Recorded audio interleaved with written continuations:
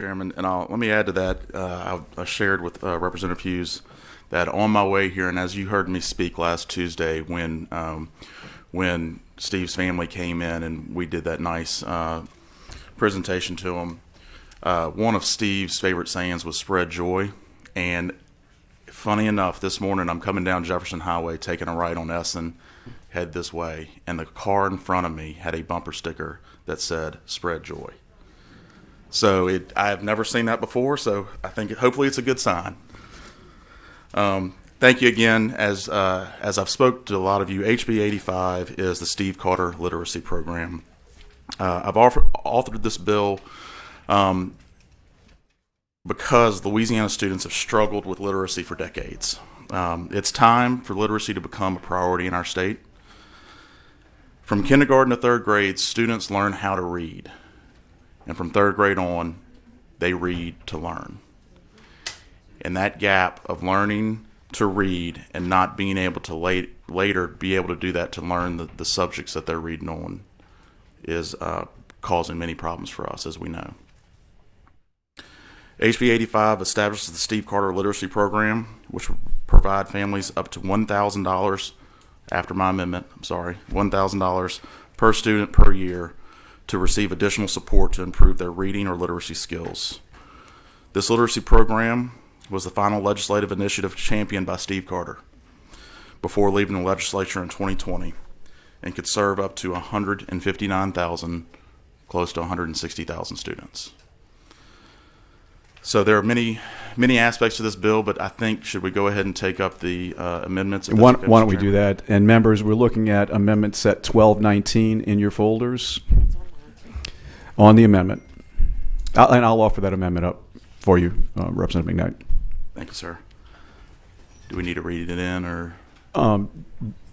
You can explain it quickly. Okay. So a lot of this is just changing some dates and some language, some words here and there. But the main aspect of this amendment is changing the what was previously $500 per student per year to $1,000. The reason that we did that is Florida has this program in place. Tennessee just passed this same program, but we found from Florida, Tennessee passed it at $1,000. Florida gave us the information that $500 is not enough for the remediation for students to really get them back up. You're going to continue to see that student year over year if you don't put the extra money into that student year one. So we've asked for this amendment to bring it up to an effective program and not make the same mistake that Florida made initially. Get it right off on the right foot. Okay, and I also see that you're tightening up the tutoring services requirement. That's correct. Most of this is just, other than doubling the cost, most of it is technical in nature. Other than doubling the cost. Okay. All right, members, I have offered up Amendment Set 1219 on behalf of Representative McKnight. Any objections to the adoption of the amendment?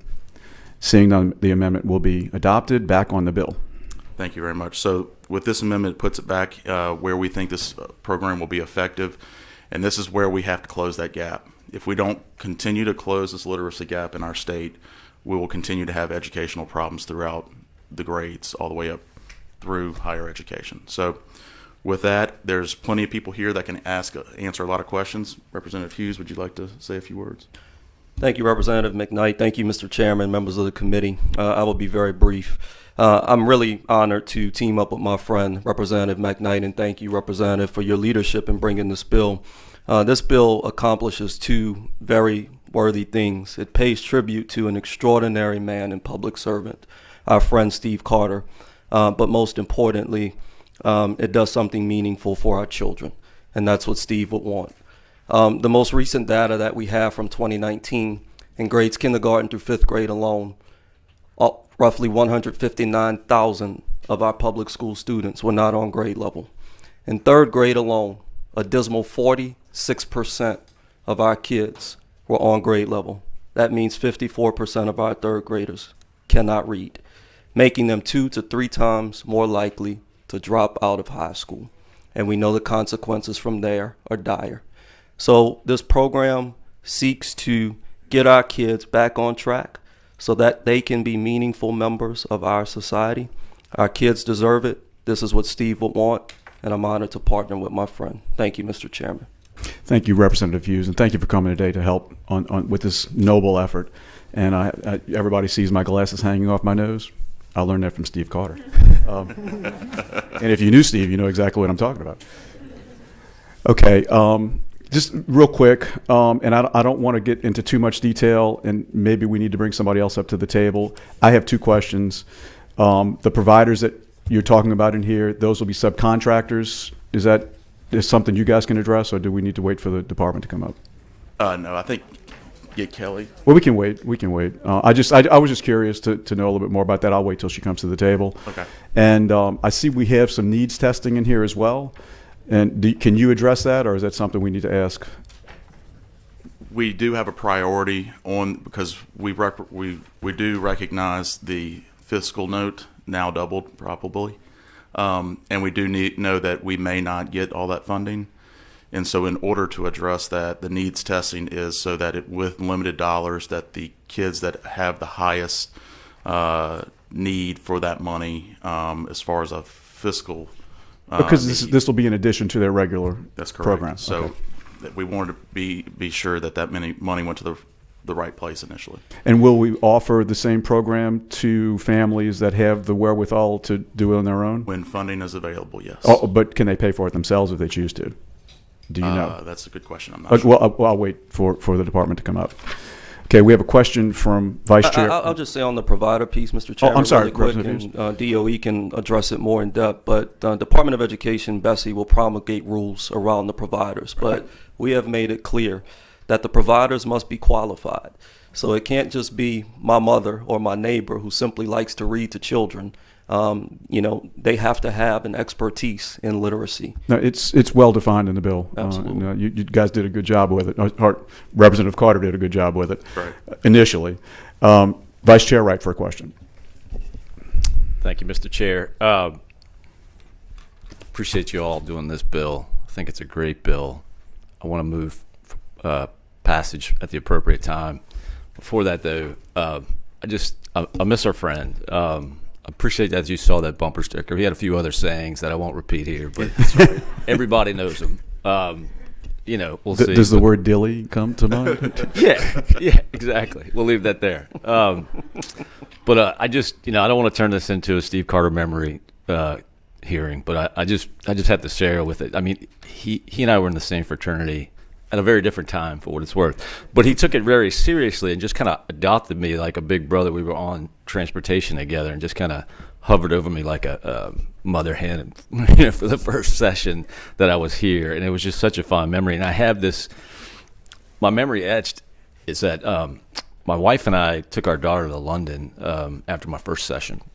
And I was talking to him. He was such a tennis fan. And I just had this like desire to try to see Wimbledon, but if you've seen the tickets, they're pretty pricey. So that wasn't going to happen that way. And he worked his whole network. I don't know. He was talking to people from all parts of the globe, I think, to try to figure out how he could get me in there. And he figured out a way, and we ended up seeing it. I remember talking to Steve while I was in Wimbledon about it. And he was more excited than I was, I think. So I think everybody that knows him understands that. So I'll leave it there. But thanks for doing this. Thank you. Nice tribute. I remember a lot of the same things you're talking about. Representative Freeman for a question. Oh, I was just going to say at the appropriate time I'd like to move favorably, but I really like this bill, and I appreciate you all bringing it. And we have such an issue with not enough kids ready for kindergarten, so this is moving us in the direction we need to go. So thank you both for carrying this bill on behalf of Steve Carter that I didn't get a chance to know, but I feel like I know through these stories. So appreciate all of that, and anything I can do to help as far as funding via appropriations. Keep me informed. Thank you. Representative Tarver for a question. Thank you, Mr. Chairman. I'm just curious about, I know this is, I guess, a statewide program? Yes. Okay, so what if local entities wanted to expand it further? Would they piggyback with you with this program, or and the money? I know we don't want to get into the fiscal part of it, but if like the local board or the local district had some money from CARES or whatever it might be, they were trying to figure out how to spend, Could they combine this and expand it, or you know what I mean? Can they do it locally in addition to, and maybe make it a little broader even than what this program does? Is that possible, or how would you go about doing that? Maybe that's a DOE question. Well, I think DOE can clarify, but certainly within the CARES Act, monies have been allocated where local school districts can use dollars for Yeah. these types of programs if they so choose. That's all. Thank y'all. Thank you. Yeah, members, we're going to pass around a co-author sheet just for your information. Representative Jefferson for a question.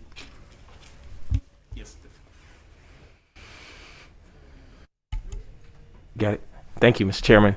Again, let me join everyone in thanking you for championing this and taking it to this particular level. All of us have Steve Carter stories. I partnered with him, during that wacky, if you will, challenging time. And he was, as he would say, phenomenal, and it was truly a pleasure to work with him. He was always upbeat. And as we go forward, we can learn a lot about how he interfaced and interacted with his colleagues and with people who did not agree with him. It is always interesting that we are reminded every now and then, as I've often said, that there are more things that unite us than divide us.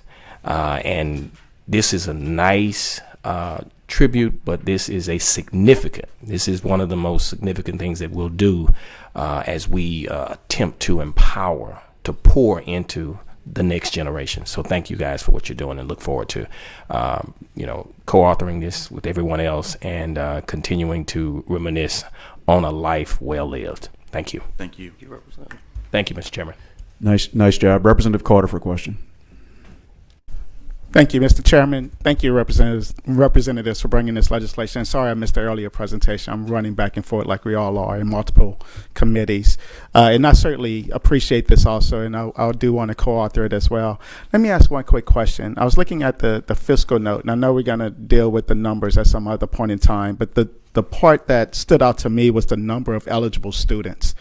And I don't know if this was addressed earlier or not, but is that the total number of students that are currently reading below grade? So what stands out, Representative Carter, that's the data from 2019, because that's the most recent data we have. So we're waiting for the 2020 data.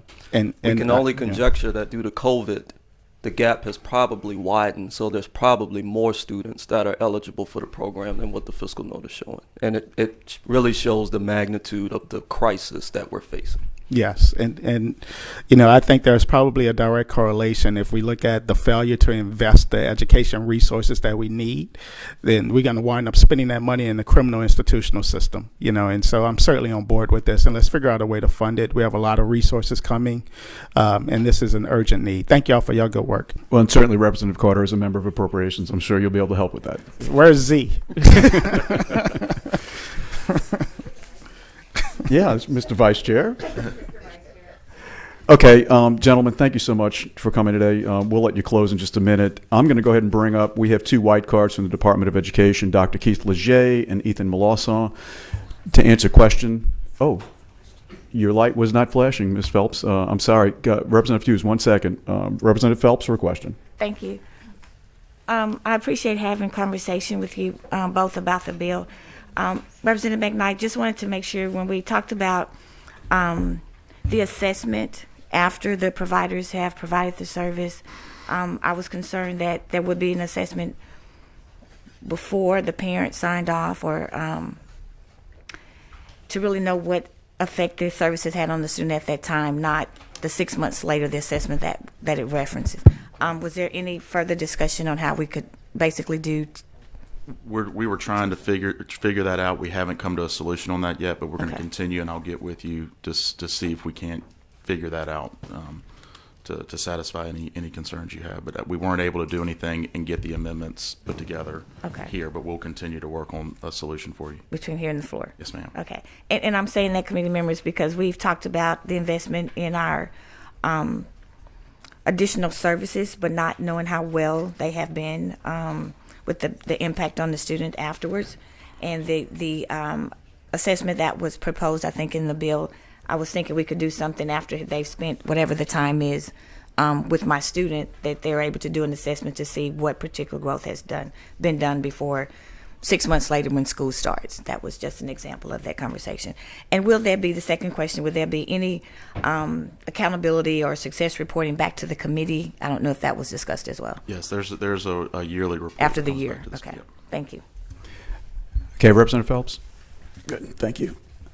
Okay, let's go ahead and get the department up to the table. Ethan Melanson with Bessie, representing Bessie and the Department of Education, and Dr. Heath Leger representing the Department of Education. They're here for informational purposes. And I would say to the audience that we have all green cards, no red cards. So to the extent we can maybe expedite the testimony, I'd appreciate it. Okay. Would you guys want to make a statement, or do you just want to take questions? I just want to go ahead and announce Bessie's position. Ethan Melanson with the Department of Education representing Bessie. Good morning, everyone. Bessie leadership has supported this bill and is really enthusiastic about it. If you have any questions, we have Dr. Leger here from the department and also other representatives. Quick and concise. Thank you, Ethan. Okay, members, questions for the department? Okay, seeing none. I guess you guys did a really good job. Well, Thanks. You want to make a statement from the Dr. department. Leger? Okay. Ethan was speaking on behalf of Bessie leadership. Okay. From the Department of Education, first of all, Keith Leger, Representative, Department of Education, Assistant Superintendent. Representative Tarver, to address your question, absolutely. And as a matter of fact, it is strongly encouraged for local districts to use any federal funds, any other funds to address. And I'll borrow a word from Representative Hughes, the crisis that we have, and that's what it is. It's a literacy crisis that we're dealing with. In my previous role, I had the fortune to work with Representative Carter several times, and one of the statements that stood out for me that resonated was, "If it's good for kids, I'm all for it." I've heard him say that so many times. And I would say this, that should this bill become law, as far as the Department of Education goes, if it's good for kids, we're going to do everything we can to make it work. Thank you. Thank you, Dr. Leger, and I'll echo that. Great statement. President would like to speak in favor. Stephen Wagisback from Lobby. Kelly Botker from American Federation for Children. You guys? Yeah. Kelly, you going to wave? Kelly Botker waves. Also present would like to speak in favor, Dejanay Clark Jackson. You going to wave? Okay. Mr. Wagisback, how are you? Welcome to the Committee on Education. Members, thank you so much. My name is Stephen Wagisback, President and CEO of the Louisiana Association of Business and Industry. I will be honest with you. Yes, we are here in support of the bill. Yes, I think it's a good program. And yes, if it was named after John Doe or Jane Doe, it would still be a great bill that should be passed. But I felt compelled to come here today, not to belabor the point, not to waste your time, but just to, for those of you that didn't get a chance to work with Steve, I would simply ask if you could at some point today, I think a great tribute would be find a member or a staffer on the floor, or maybe one of your colleagues you trust, and pull them aside and just ask them for some old stories. Because I think if you really want to understand the legacy of Steve, it's the fact that he may have been in politics, but he wasn't a politician. He was a coach who became elected. And as a coach, what he always tried to do is figured out what that athlete, that student, that child, whatever that skill they had, what do they need to amplify that skill into something they could use to become a great adult with. And he took that same coaching approach, it's not a one-size-fits-all approach, to policymaking. And Keith is right. His view was he didn't care what party you were from, what your perspective was. If it was good for kids, Steve was on your team. If he didn't think it was, he was going to be a problem. And so I really admire that about him. And I had the privilege to work with a lot of folks over the years that I respect, but his approach to policymaking was so simple in some ways, but so innovative. And I urge you all to go talk to some of your colleagues, listen to some of those stories of Steve. Some of them are going to make you laugh, but some of them are really going to make you reflect also, because I know he did that to me time and time again over the years. When you walk in this building, you think you know how it works, you think you know how to play chess in a complicated situation, and Steve just had a way of simplifying everything and just saying, look, if it's good for kids, let's do it.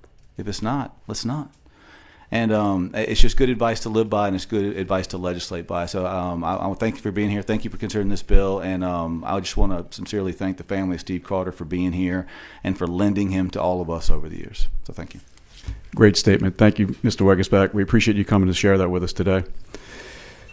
Okay, additional cards in favor, not wishing to speak: Sidney Gale Bishop, Child Care Association of Louisiana; Josh Burrell, American Federation for Children; John Weibel, Center for Development and Learning; Kevin Hayes, Apple; Bridget Nealon, Stand for Children; Michael Vitter, Committee of 100; Jim Harris, Reset Louisiana; Ryan Roberts from the Pelican Institute; Caroline Romer, Louisiana Association of Public Charter Schools; Lauren Gleason, LABI; Dr. Janet Polk, Louisiana School Boards Association; Terrence Lockett, DEFR; Michael Falk, Louisiana Association of School Superintendents; Michael Willis, Center for Development and Learning; David Zoller, BRAC; Barry Irwin, Council for a Better Louisiana.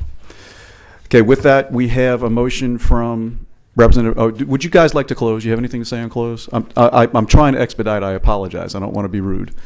I think that we understand where these gentlemen are coming from, and I'll add my voice to the chorus. I really appreciate you guys bringing the bill.